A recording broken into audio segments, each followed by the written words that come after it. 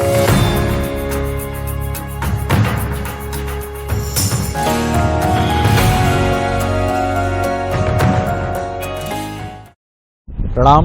नमस्कार। बहुत स्वागत है आपका उस कार्यक्रम में जिसका नाम है हे प्रभु आनंददाता। और आज इस कार्यक्रम में हम जिस विषय पर बात कर रहे हैं वो बहुत ही रोचक है। और रोचक इसलिए है कि हमारे पास अधिकांश जो प्रश्न या सुझाव आते हैं उनका दायरा इसी विचार, इसी बिंदु के इर्द गिर्द ही केंद्रित होता है। एक दंपत्ति ने जो प्रबुद्ध हैं, बहुत अच्छा प्रोफेशनल करियर रहा है, उनमें से एक ने हमें लिखा कि मैं और मेरी पत्नी दोनों सुबह ध्यान धारणा में बैठते हैं, लेकिन मेरी पत्नी तो ध्यान में चली जाती है, मैं अटक जाता हूं। अटक बहुत सारे लोग जाते हैं। उनका मन अच्छा है, मन में सद्कर्मों की तरफ प्रवृत्ति है, बहुत प्रयास करते हैं वो, जिससे नाना प्रकार के विधान सुनते हैं कि ये रुद्राक्ष मिल जाएगा तो इससे सद्गति की तरफ बढ़ चलेंगे, तो रुद्राक्ष ले आते हैं। कोई कहता है कि इस पूजन विधि को अपना लीजिए तो मन आपका एकाग्र और ईश्वर केंद्रित हो जाएगा, तो उसकी तरफ चले जाते हैं। लेकिन जैसे ही बैठते हैं पूजा में, ध्यान में, तो जैसे रंगमंच की घंटियां जो बजती है ना, नाटक के पहले आपने एक आवाज़ सुनी होगी, थिएटर जो लोग देखने गए होंगे, जैसे स्कूल की बेल बजती है वैसे पर्दा उठने के पहले थिएटर में एक घंटी बजती है जो बताती है कि अब पर्दा हटने वाला है। तो कुछ लोगों ने यह भी कहा कि हमारे कानों में फिर दुनियादारी की घंटियां बजने लगती हैं और हम ना चाहते हुए भी फिर उसी दुनिया की तरफ लौट जाते हैं, झुंझला कर लौट जाते हैं कि हमसे नहीं होगा, मुझे परेशान कर रहा है बैंक का लोन, मुझे परेशान कर रही है ऑफिस की वो अटकी हुई फाइल। जो भी है, वो बुद्धिशाली भी इतने हैं कि वो जानते हैं कि सब निरर्थक बहाने हैं, लेकिन इसके बाद भी वो ईर्ष्या से और कई बार निराशा से अपने साथी की तरफ देखते हैं या उन मित्रों की तरफ देखते हैं जो ध्यान धारणा में धीरे धीरे कदम बढ़ाकर चलते चले जा रहे हैं। इससे उनके जीवन में और परेशानी होती है कि अब घर में पत्नी ही आपसे ज्यादा ध्यान धारणा अध्यात्म में डूबी है, आपको लग रहा है कि ये शांत होती चली जा रही हैं, मैं अभी भी चिड़चिड़ा रहा हूं। किचन में आते ही अरे इतना बेसन क्यों इस्तेमाल हो गया, अरे ये नमकीन खुले में रखा है, ये बिस्किट ऐसे क्यों छोड़ दिए गए। आखिर कमी कहाँ है? बहुत साधारण सा उत्तर तो यही है कि कमी आप ही के भीतर है, आप ही पूरा जोर नहीं लगा रहे हैं। लेकिन क्या यही सच है या सच का हिस्सा कुछ और भी कहता है? जानेंगे हमारे विद्वान वक्ता, भगवत गीता के अध्येता, मानस मर्मज्ञ डॉक्टर सुरेंद्र बिहारी गोस्वामी जी से। प्रणाम करता हूं गोस्वामी। आपने प्रश्न बहुत सुंदर उठाया है और उस प्रकार के प्रश्नों पर अपनी विगत बार कई अनेक अवसरों पर चर्चा भी हुई है। लेकिन मैंने आपसे कहा है ना, मंथन जब भी करेंगे जी तो आपको मक्खन मिलेगा। वो मक्खन पुराना नहीं होगा जी, नया मक्खन ही मिलेगा आपको। ध्यान रखिएगा, पूजा एक अभ्यास है, ये किसने कह दिया? पूजा कोई अभ्यास नहीं होता। बहुत सारे लोग अभ्यास और प्रतिस्पर्धा और प्रतियोगिता में पूजा या साधना या ध्यान को ले लेते हैं। ये तो कुछ है नहीं। आपने ये कैसे स्पष्ट कर लिया कि किसी की पूजा आपकी पूजा से श्रेष्ठ है? इसका मतलब आपने पूजा को प्रतिस्पर्धा के रूप में लिया है। वो भी भौतिक हो गई। आप क्या समझ रहे हैं कि पूजा की कक्षा में आप गए, आराधना की कक्षा में आप गए और आपने आज पाठ पूरा कर लिया है? ये पूजा का कोई चिंतन नहीं होता, ये कोई विधान नहीं है। परमात्मा को ध्यान करना यदि आपका काम है तो सबसे बड़ी बाधा यही है कि आपने परमात्मा का ध्यान करना काम समझ लिया है। फिर तो आप एक ऐसे सेवक हो जो रोजी रोटी के लिए काम कर रहे हो कि आज परमात्मा को ध्यान करेंगे तो हमारी कामनाएं पूरी हो जाएगी। आप बाधा में पड़ गए। किसने कहा आपसे कि परमात्मा को कामना से ध्यान करिए? क्या आपका सहज चित्त करता है कि आप ध्यान करें? बहुत सारे ऐसे पुत्र होते हैं जो अपने माता पिता को काम पढ़ने पर याद करते हैं, तो क्या आप भी काम पढ़ने पर याद करते हैं? तो फिर आप माता पिता के प्रति श्रवण कुमार नहीं है। श्रवण कुमार अपने कांधे में उठाकर अपने माता पिता को जो चल रहे हैं, या राम जो दशरथ की बिना आज्ञा प्राप्त किए या आज्ञा प्राप्त किए वन में जा रहे हैं, तो क्या काम समझ कर जा रहे हैं? क्या लखन लाल तो टोक रहे हैं, सेना के सामने पहुंचते हैं, पर आपने धनुष में बाण तो चढ़ाई, आप विद्रोह कर दीजिए, चारों तरफ लोग हैं। लखन तो एक प्रतीक है एक प्रक्रियाओं के, एक विरोधाभास तत्व वहां प्रस्तुत कर रहे हैं। राम मुस्कुराते हैं, हम काम नहीं कर रहे हैं, हम काम नहीं कर रहे हैं। हम तो विश्राम कर रहे हैं, अंतर्चित्त में परम शांति लेकर जब आप इस शांति की मुद्रा में होते हैं तब आप पूजा में होते हैं, तब आप आराधना करते हैं। आप आदर देने के आपके दो तरीके हैं। आप यस बॉस करके सामने खड़े रहते हो, 5:30 बजे पहुंच गए, 7:30 बजे पहुंच गए, 10:30 बजे पहुंच गए, वो आपका काम है, वो पूजा नहीं है। आप ध्यान रखिएगा, जैसे आप किसी धन की चाहत यदि रखते हैं और धन की चाहत में आप चारों तरफ उस धनपति के आसपास घूमते रहते हैं, उसकी परिक्रमा करते हैं, ध्यान करते हैं, नित्य करते हैं, वो दिन को रात कहे तो रात कहते हैं, इतनी ध्यान धारणा क्यों करते हैं? क्योंकि आपको धन की इच्छा है। इच्छा वाला व्यक्ति पूजा नहीं कर सकता, क्योंकि निष्काम नहीं है। आपने देखा कि आपकी पत्नी बड़ी शांत हो गई, वो निष्काम हो गई। जब आप निष्काम होंगे तो शांत हो जाएंगे। आपने पूजा को काम समझ लिया, आप जाप गिन कर करते हैं, कमाल है। जबकि जाप के लिए आपको मनके की जरूरत नहीं, सांस किस लिए है? जब ध्यान आए कि सांस चल रही है कि नहीं, तो उसमें एक नाम निश्चित कर लीजिए कि लेंगे छोड़ेंगे, लेंगे छोड़ेंगे। जो लोग प्राणायाम कराते हैं वो समझाते हैं कि जब आप बाईं आंख से सांस ले रहे हैं तो आप ये समझिए कि परमात्मा ईश्वर प्राण तत्व को अंदर ग्रहण कर रहे हैं। और फिर कुंभक की प्रक्रिया करिए, उसको यहाँ ध्यान करिए। कुंभक, पूरक, रेचक, 3 जो प्रक्रिया होती है, यहाँ ध्यान धारण करिए और आप सोचिए कि मैं कितनी देर तक उस परमात्मा की अनुभूति को अपने चित्त में धारण कर सकता हूँ। फिर उसके बाद जब आप छोड़ते हैं उन सांसों को, तो आप सोचिए कि आप अपने सारे विकारों को बाहर तिरोहित कर रहे हैं। ये प्राणायाम का मूल उद्देश्य है, जिसके माध्यम से आप अपनी सांसों पर नियमन और नियंत्रण करते हैं। वो सहज भाव से करिए। बहुत सारे लोग तो गिन गिन कर करते हैं, बहुत सारे लोग नग गिनते बैठे रहते हैं, यूं यूं करते हुए। उसको ये समझते हैं कि मुझे ये करने से जो है वो परम शांति मिल जाएगी, मुझे सांसों को समन करने से, दमन करने से शांति मिल जाएगी। नहीं, आप सहज रहते ही नहीं। तो सहज क्यों नहीं रहते हैं? क्योंकि आपका चित्त जो है निर्मल नहीं है, आपके मन का पात्र जो है वो कलुषित है। ध्यान रखिए, जब भी आप किसी शुद्धता या शुभ काम के लिए कदम बढ़ाते हैं तो वहां चूंकि प्रतिफल नहीं होता ना, ठीक बात, ध्यान रखिएगा। शुभता कहाँ रहती है? जहाँ प्रतिफल नहीं है।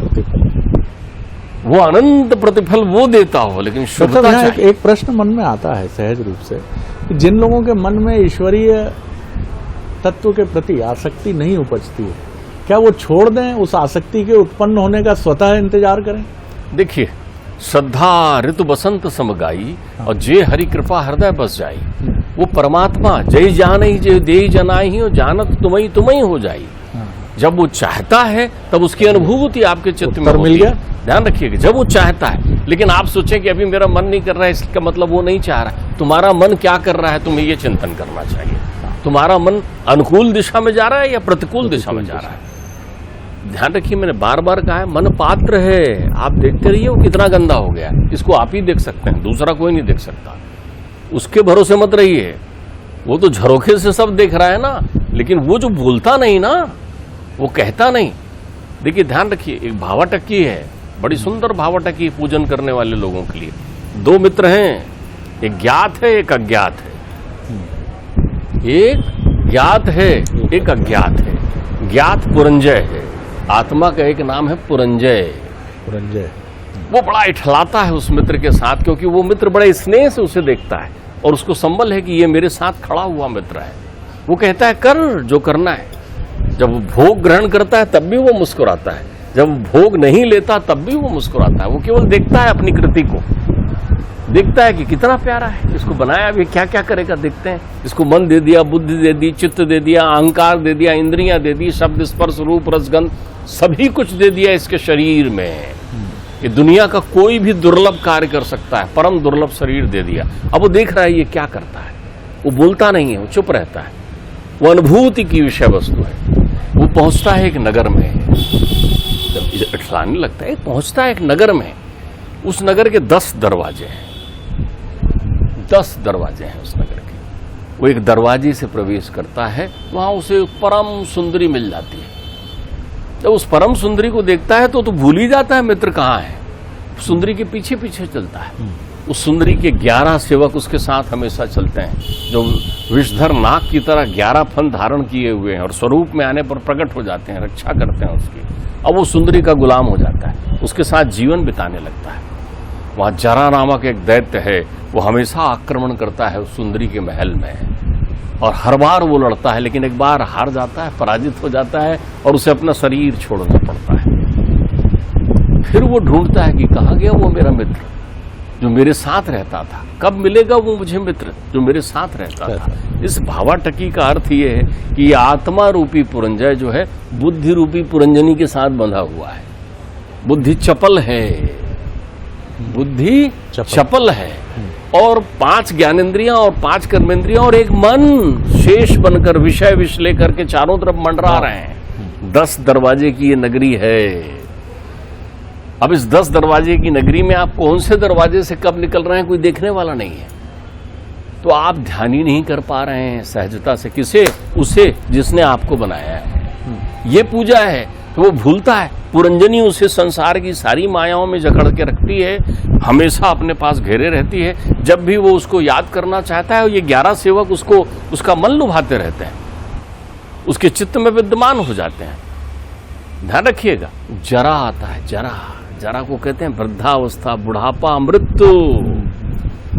अभ्यास नहीं है ना तो तब भी उसका ध्यान नहीं होता, और फिर भटक कर जब जीवन मिलता है तो सोचते हैं कोई तो था। कब ध्यान आता है? हमारे अध्यात्म कहता है जब उल्टे लटके रहते हैं ना तो पेट में ध्यान आता है। वो कहाँ गया जो हमें दिखता था, जो हमारे साथ था, तुमने विस्मृत किया। तो ध्यान रखिए, स्वयं को याद करना परमात्मा की अनुभूति करना है। लेकिन आप स्वयं को याद कब करते हैं? आप जो जितना ध्यान में कुछ नहीं करना है, मैंने आपसे पहले भी कहा है, आंख बंद करिए, ध्यान भंग की सारी विशेषताएं आपके सामने आ जाएंगी। क्योंकि आपकी बाहर के नेत्र बंद होते ही अंदर के नेत्र खुलते हैं। स्मृति पटल में कितनी विषय विद्यमान है, कितने झगड़े आएंगे, कितने नखरे आएंगे, कितने झूठ आएंगे, कितने असत्य आपके आसपास आएंगे, कितने वो मिथ्याचरण आपको प्रभावित करेंगे, कितने क्रंदन आपको सुनाई पड़ेंगे। आप ये कहना चाह रहे हैं कि जब आप पूजा में या ध्यान में होते हैं, यानी आप पवित्रता की तरफ कदम बढ़ाते हैं, तो आपकी अपनी ही कमजोरियां आपके सामने उद्घाटित होने लगती हैं, जिनसे घबरा कर आप फिर इस दुनिया को छोड़कर उसी दुनिया में लौट जाते हैं। देखिए, आपने एक बड़ी सुंदर बात कह दी यहाँ पर, एक अच्छा चिंतन कह दिया। आपको मालूम हो कि इस दरवाजे में जाने पर एक बड़ा रक्षक लठ लेके बैठा हुआ है, आपने एक भ्रम बना लिया है। तो आप जानते हैं आपने चोरी की है तो उस दरवाजे में घुसते ही नहीं है ना आप, क्योंकि उसके लठ का भय है। जबकि यथार्थ ये है कि आप वहां दरवाजे में घुसिए तो घुसने वाले को वो लठ नहीं मारता, वो लठ केवल दिखा रहा है आपको। वो दंड कौन दिखाता है? आपका अंतर्मन। किसके लिए? क्योंकि आपकी अदालत में आप ही मुलजिम हैं और आप ही मजिस्ट्रेट हैं। इस पर हमारी बात हुई थी। स्वयं की अदालत है आपकी, वहां मन के अंदर आप ही हैं सब कुछ। तो आप अपना फैसला करिए ना। जिस दिन ऐसा कोई तत्व दर्शन आ जाए कि किसी अपराधी की पेशी न्यायालय में हो और एक बटन दबा दिया जाए, वो अपराधी को ही दिखा दिया जाए कि उसका अंतर्मन दिख रहा है, तो अपना फैसला तो उसी समय सुना देता है कि हाँ मैंने ये अपराध किया है। तो वो अनुभूति जो है। दूसरा, पूजा को समय की सीमा में मत बांधिए आप। जिन लोगों ने पूजा को समय की सीमा में बांधा है वो संघर्ष करते हैं। अब तनाव कैसे हुआ? आप रोजीना पूजा 7:30 बजे करने बैठ जाते हैं। सही बात। अब किसी दिन 8 बज गए या 8:30 तो आप उदास हो गए, आज भगवान जी नाराज हो गए होंगे, 7:30 बजे नहीं बैठा। भगवान जी के पास घड़ी नहीं है। भगवान जी की वही घड़ी है पूजा की, जब आप अंतर्मन को शुद्ध करके उसको ध्यान करते हैं। यदि आप कहीं विलंबित हुए, आप देखिए ना, एक हमारे पास मनोविज्ञान ही बन जाता है कि आज हम फलाने मंदिर में नहीं जा पाए तो हमको बड़ा ध्यान रहेगा उस मंदिर। तो मंदिर तुम्हारे पास आ गया, सोचते ही आप स्मरण तो करिए। इसलिए हमारे यहाँ बहुत सुंदर पूजा, मानसी पूजा बताई गई है। जो लोग बहुत ज्यादा ध्यान धारणा के इन विषय, 2 तथ्य आवश्यक रखिए। एक, आप किसी दूसरे को मत देखिए कि वो कैसा ध्यान धारणा पूजा कर रहा है। जो व्यक्ति ये कहे और साहब मेरी तो पूजा आज बहुत अच्छा हुई, बहुत अच्छा लग रहा है, समझ लीजिए वो झूठा और खोखला है। तो आपके वो आनंद की अनुभूति हुई तो वो आनंद तो अंदर है, भीतर बैठा हुआ, वो बाहर कैसे निकलेगा? निकलते ही वो अहंकार में ढल गया। वो पूजा नहीं थी, वो पाखंड था। आपने अमृत का पान किया तो आप अनंत आनंद में बैठे रहेंगे। आपके हृदय में शीतलता आ गई है तो आप थोड़ी बताएंगे मेरे हृदय में शीतलता है। वो अनुभूति का विषय है। तो पूजन से मिलने वाली उपलब्धि अनुभूति का विषय है। मैंने आपसे कहा था कि किसी व्यक्ति को यदि सिद्धि मिल जाती है तो सिद्धि आकर नहीं खड़ी होती कलयुग में कि मैं सिद्धि हूं, तुमको मिल गई और तुम्हारा जीवन सब बढ़िया होगा। जो एक माता पिता के पास सिद्धि है, एक संत के पास सिद्धि है, एक सज्जन के पास सिद्धि है। तो पूजा विधान के लिए सबसे पहली आवश्यकता है कि आप दूसरे की तरफ ये ध्यान देना बंद करिए कि दूसरा पूजन कैसा कर रहा है, किस पद्धति से कर रहा है, कैसा ध्यान कर रहा है। और दूसरी बात, पूजा का मतलब है ईश्वर को धन्यवाद देना। तो जब आपकी इच्छा उसको थैंक यू बोलने की हो तो आप समझ लीजिएगा उस समय आपकी पूजा हो गई। और इसके लिए सबसे सुंदरतम उपाय है मानसी पूजा। जिस पल आपको ये टीस आते रहे ना, वेदना, आज पूजा नहीं की, बस उसी पल आप आंख बंद कर लीजिए और अपना 2 पल के लिए आंख बंद करके कहिए कि ठाकुर जी मैंने आज आपकी पूजा नहीं की, मुझे आप याद आ रहे हैं। हो गई आपकी पूजा, श्रेष्ठतम पूजा हो गई आपकी जीवन में। तो पूजा के प्रति जो लोग ध्यान धारणा को गणित का विषय बनाते हैं, जो लोग तुलनात्मकता का विषय बनाते हैं, वो पूजन की पद्धति से अपरिचित होते हैं। मैंने पहले भी आपको कहा था, पूजन में लगने वाला ज्यादातर समय आपके अभ्यास के लिए है। मना शुद्धेन विद्यते, आपको आपके मन को निर्मल करने के लिए तरह तरह की भावनाएं, पूजा भावुक करती है आपको कि देखो फलाने ने जो है ऐसा किया और उसके जीवन में कृपा का संचार हो गया। तो आपको हो सकता है किसी दिन पंडित जी की वो बात ध्यान आए और आपके जो अश्रु सजल हो जाए, आपका अंतर्चित्त शुद्ध हो जाए और आपको लगे प्रभु। तो पूजा मूल रूप से जो प्रायश्चित करता है वो पूजा कर सकता है। और प्रायश्चित प्रत्येक व्यक्ति को करना चाहिए, क्योंकि इस धरा पर आने वाला हर व्यक्ति, ध्यान रखिएगा, पुरस्कार में नहीं आता, दंड में आता है। अगर पुरस्कार मिलना होता तो धरा पर आता ही नहीं ना, अपने घर में रहता। आपको कोई घर से बाहर निकाल दे तो ये पुरस्कार है या दंड है? ठीक बात। लेकिन पुरस्कार केवल इतना है कि घर से बाहर निकालकर ऐसी जगह रखा गया है जहां से आप घर पहुंच सकते हैं। वो मनुष्य का तन है, वो मानव का जीवन है, जहां आप बोल सकते हैं, बात कर सकते हैं, देख सकते हैं, सुन सकते हैं, समझ सकते हैं। आपकी बुद्धि दौड़ रही है। जब बुद्धि में विषय भोग स्थान कर लें तो आप सावधान हो जाना। वो बुद्धि जो है अपनी पात्रता नहीं रख रही है कि आपको प्रेरित कर सके। बुद्धि को विवेक बनाइए। हमारी चर्चा हुई है, बुद्धि को विवेक बनाने का अर्थ होता है कि बुद्धि को तरल करिए, तरल, जड़ मत बनाइए। जड़, तरल हो जाना विवेकवान है, जड़ हो जाना जो है वो बुद्धि का अविद्या को प्राप्त कर लेने की प्रक्रिया है। जड़ता क्या कहलाती है? जब बुद्धि आपको चतुराई सिखाए, जब बुद्धि आपको भौतिकता की ओर आकर्षित करे, जब बुद्धि आपको भौतिकता को जीवन बताए, जब बुद्धि आपको कल की परिकल्पना दे कि कल हम ये कर लेंगे, तो समझ लीजिएगा आपके पास अविद्या है। अभी आप पूजा नहीं कर पाएंगे। प्रयास करिए, इसका मतलब ये नहीं कि अब साहब हमारी बुद्धि काम नहीं कर रही है, अभी तो हम पूजा नहीं करेंगे। नहीं, पूजा नियमित क्यों की जाती है? हमारे यहाँ 4 चीजों को नियमित करने का विधान बताया गया। पहला विधान बताया गया, शतम विहाय भोक्तव्यम। राजा भर्तृहरि कहते हैं आहार करो, जरूर आहार करो, अनिद्य करो और आहार के लिए कर्म करो, ताकि आप अपना आहार ग्रहण कर सको, शरीर को पुष्ट रख सको। तो उनसे कहा क्यों साहब शरीर को क्यों पुष्ट करें? काम के लिए नहीं, काम के लिए पुष्ट मत रखो। शरीर को आहार इसलिए ग्रहण करो ताकि आप तत्व ज्ञान प्राप्त कर सको। वाह। ताकि बुद्धि को विवेक बना सको। और बुद्धि को विवेक क्यों बनाए? ताकि आप आत्मा अनुभूति कर सको। बस इसलिए आप आहार करो। ध्यान रखिएगा, ये शरीर मिला हुआ है ना, शरीर नहीं रहेगा तो कुछ नहीं कर पाओगे। जी। बहुत सारे लोग अलग अलग देवताओं की सूरत में उनकी आराधना करते हैं, तो उनके लिए ये सूचना समझना पर्याप्त होगा, जैसा आपका मृत्यु लोक है वैसे ही स्वर्ग लोक है। बिल्कुल आप उसमें मत पड़ी, दोनों में अंतर बिल्कुल कुछ नहीं है। जैसी आपकी उम्र है वैसी देवताओं के अनुसार देवताओं की आयु है। देवता आपकी मनुष्यगत गणना के अनुसार अनंत वर्षों तक जीने वाले हैं, लेकिन तब भी उनका पतन होना है। तो देवता बने कैसे थे? क्योंकि मनुष्य थे। जो देवता बनने के लिए पहली शर्त क्या है? मनुष्य का होना। ध्यान रखिएगा, पुरंदर कभी मनुष्य थे, उन्होंने सहस्त्र अश्वमेध यज्ञ किया, तप किया, जप किया, तो उनको जो है इंद्र का पद मिल गया है। अभी एक बैठे हैं प्रतीक्षा में इंद्र, कौन? बलि। अनंत दान किया, पुण्य किया, फल किया। परमात्मा ने कहा रुको, अगला मनवंतर आएगा तो तुम बनोगे। अब इस बीच उनको आयु मिल गई, अनंत आयु मिल गई। तो जितने भी देवता हैं वो स्वार्थी हैं, जितने भी देवता हैं उनमें द्वेष है। तभी तो आप बोलचाल में कहते हो शनि की उनसे नहीं पड़ती, सूरज से, ये सूर्य से इनकी नहीं पड़ती, ज्योतिष में कहते हो। क्यों? उसका अर्थ यही है कि उनमें भी पूर्वग्रह है, उनमें भी द्वेष है, उनमें भी प्रतिस्पर्धा है। तो वहां है क्या? वहां न भूख है न प्यास है। वहां है क्या? वहां अनंत वर्षों का जीवन है। क्योंकि यहाँ भूख प्यास ही तो आपकी तड़प करती है। शरीर का गुण है, जब तक शरीर है तब तक भूख प्यास है। तो अब ये शरीर को साधन बनाइए, शरीर को साधन बनाइए, माध्यम बनाइए। और शरीर को माध्यम बनाइए तो आप भोजन भी इसलिए ग्रहण करिए कि उसका चिंतन कर सकें, उसको जानने का प्रयत्न करें। आप तो अपने माता पिता को नहीं जानते, तो उसको क्या जानने का प्रयत्न करेंगे? तो आपकी अनुभूतियों में ये तत्व है। मैं बताऊं, जो पति पत्नी में भेद खत्म हो जाता है ना, तो एक दूसरे की अनुभूतियों में आने लगता है।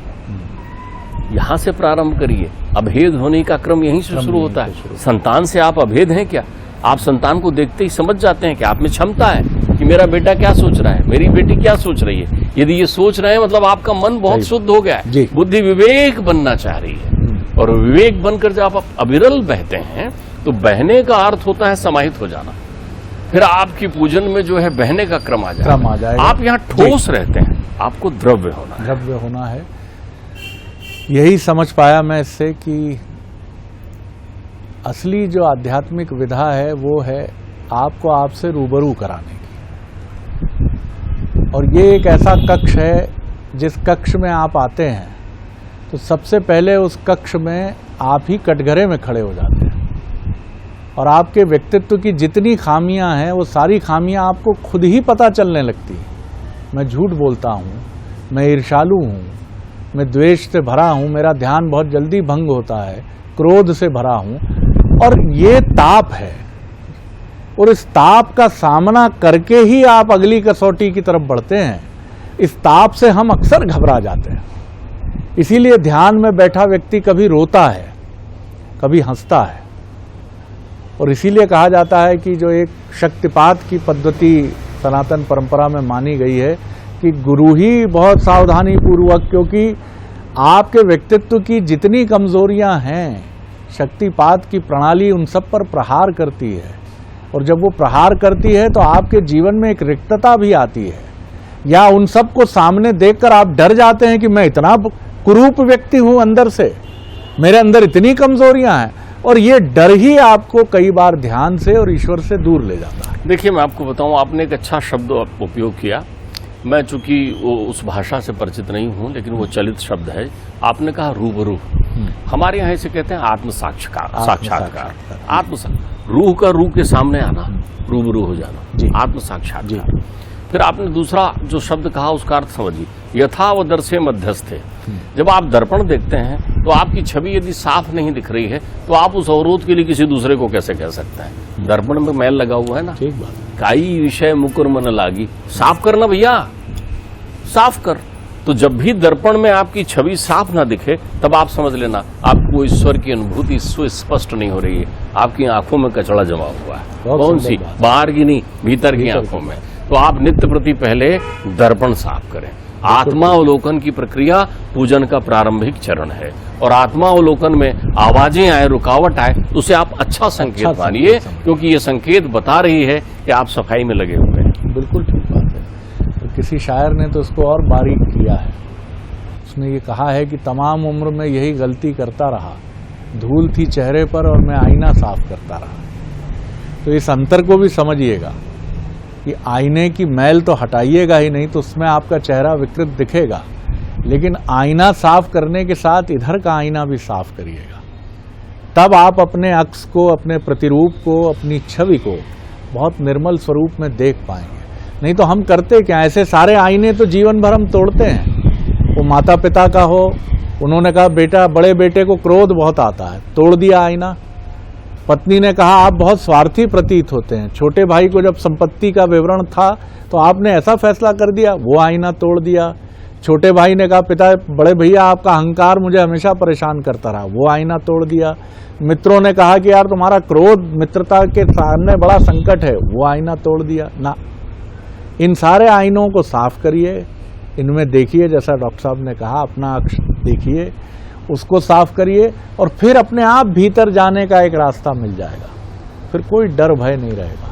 फिर आप कब डूब जाएंगे, क्योंकि चीजें न करी जाती हैं न छोड़ी जाती हैं। उनमें अगर आप आत्मसात हो जाते हैं तो कर्ता का भाव समाप्त हो जाता है। कर्ता का भाव समाप्त होना ही जीवन को समझना है, ऐसा विद्वानों से हमने सुना है। बहुत धन्यवाद गोस्वामी जी। अगले एपिसोड में एक और विषय लेकर उपस्थित होंगे। प्रणाम, नमस्कार।